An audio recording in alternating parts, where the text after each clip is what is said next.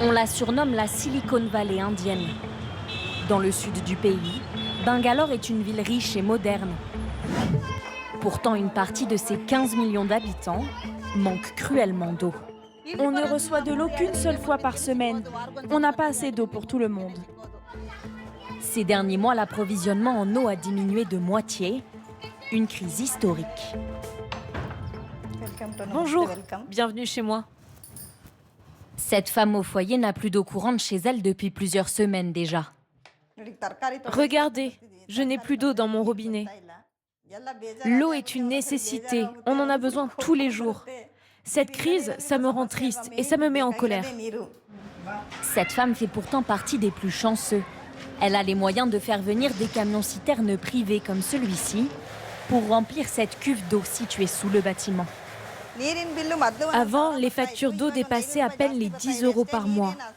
Maintenant qu'il faut se faire livrer, on paie près de 90 €.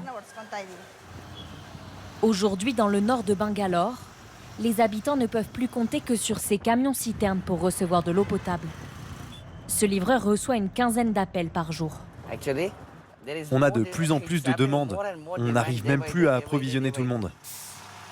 Vinay Shetty remplit ici son camion grâce à des puits souterrains qui pompent l'eau des nappes phréatiques.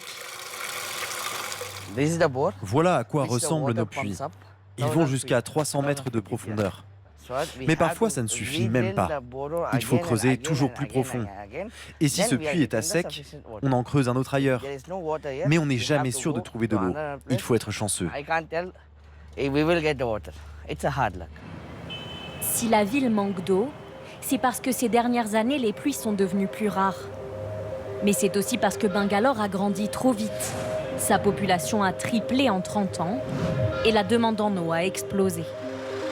Plus de 500 000 puits illégaux ont dû être construits à travers la ville et assèchent les nappes phréatiques. On continue jusqu'à ce qu'on trouve de l'eau, probablement autour de 600 mètres de profondeur.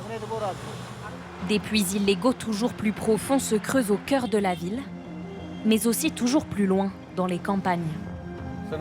Je vous emmène dans un village à environ 20-30 km de Bangalore. Beaucoup de livreurs s'approvisionnent là-bas. Chaque jour, des dizaines de camions viennent ici pour se servir dans ce bassin, alimenté par plusieurs puits illégaux. Pour fournir de l'eau aux habitants de la ville, cet homme est en train d'épuiser les réserves de son village. Les réserves s'amenuisent. Vous êtes en train de creuser toujours plus loin.